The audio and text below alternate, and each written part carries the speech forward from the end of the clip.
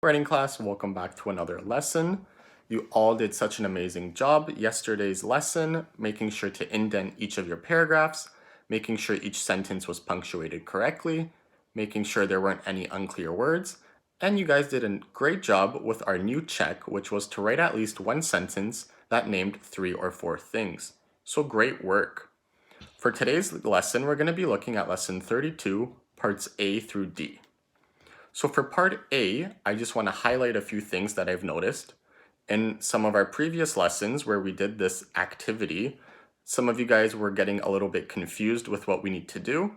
So it asks us to put the letter P in front of each sentence that should start a new paragraph. So remember, anytime a new person is speaking, we need to start a new paragraph. So I'll read the instructions from our book. So it tells us that we're going to put the letter P in front of each sentence that should start a new paragraph. Remember, you can only have one speaker talk in a paragraph. When another speaker talks, you must start a new paragraph.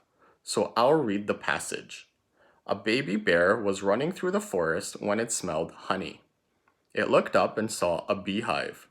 As it ran home to tell its parents what it had found, the baby bear said, "I love fresh honey." So we have to ask ourselves, who is speaking or who is talking? Right? It's the baby bear. So let's read the next sentence. When the baby bear got home, it said, "I found a beehive full of honey." So let's ask ourselves again, who is speaking? Right? It's still the baby bear, so it's going to be the exact same paragraph. So we're not going to start a new paragraph. So we don't start a new paragraph because the same person is speaking. We only start a new paragraph when another person starts to speak. So let's look at the next sentence. "That's wonderful," the father bear said. So now who is speaking in this part? Right? So it's not the baby bear anymore, it's the father bear. So we're going to have to start a new paragraph. So in front of that sentence, we're going to write the letter P. So what you guys are going to do now is read the rest of the passage. We're going to put a letter P in front of each sentence that should start a new paragraph. Remember, you can only have one speaker talk in a paragraph. When another speaker talks, you must start a new paragraph.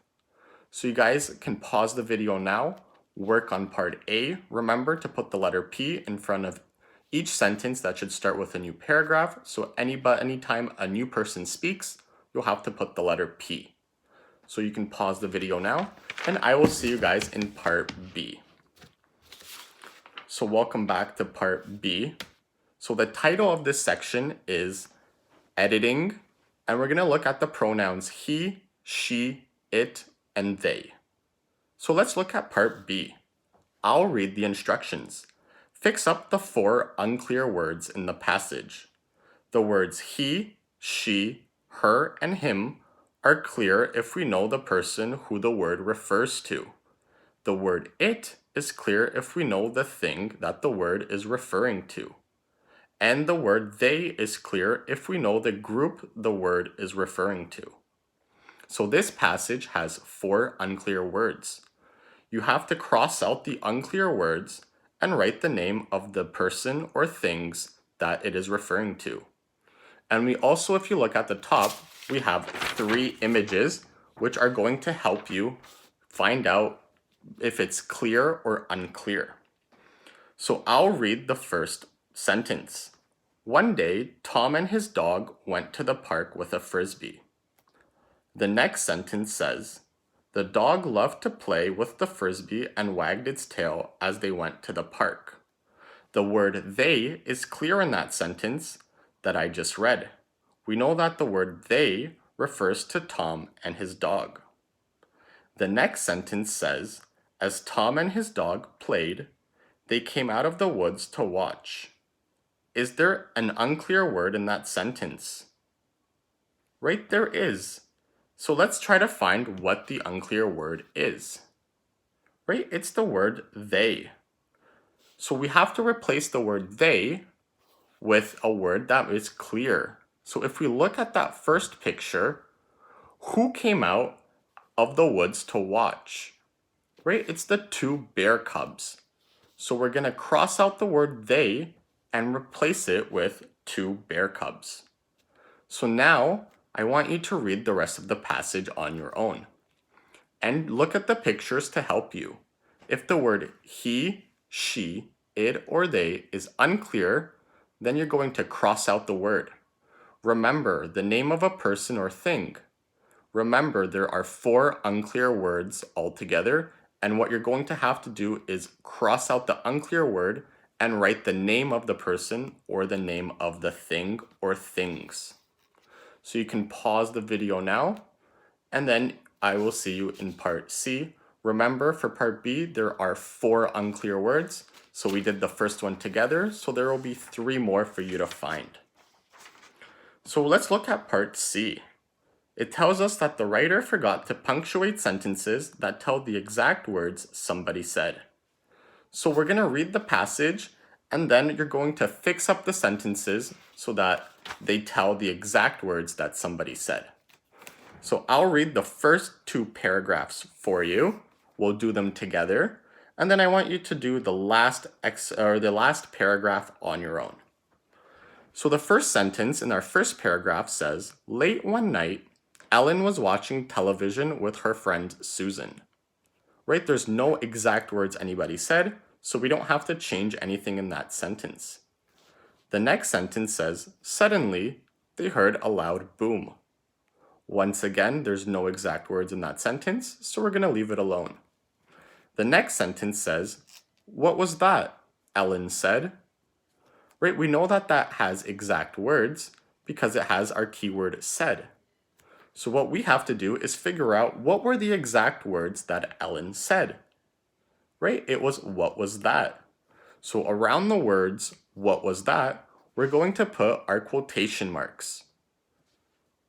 We also need to have a question mark because Ellen was asking a question. So you're going to put your question mark right before your ending quotation. So the sentence should look like this. We have our quotation marks. What was that? Question mark, quotation marks, Ellen said. The next sentence says, Susan said, I don't know. Maybe it was an accident. Right? So once again, Susan said, then we need to have our comma, our opening quotation marks, and what were the exact words that Susan said? I don't know. Maybe it was an accident. So Susan is saying 2 sentences. So we're going to put our quotation marks around those 2 sentences. So what the sentence will look like now is Susan said, comma, quotation mark, I don't know, maybe it was an accident, closing quotation mark. So now what I want you guys to do is to read the rest of the passage and fix up the sentences that tell the exact words somebody said. Don't forget to add in your quotation marks, your commas, and if it's a question, your question mark. So you guys can pause the video now, and I will meet you in part D. So welcome back to part D. So for part D, it tells us that some parts of sentences begin with these words, if, unless, and although. We can usually move those parts to the beginning of a sentence. So sentence number 1 says, they will be sad if they lose the game. So let's say the part that can be moved. If they lose the game. Right, so that part is underlined in our sentence. So what we're going to do now is move the part that is underlined to the beginning of the sentence. So now the sentence is going to say, if they lose the game, they will be sad. But we need to add one more thing. We need to add a comma. So after the part that we moved is at the front of the sentence, we need to then add our comma. So the new sentence, I'll write it out, will look something like this. If they lose the game,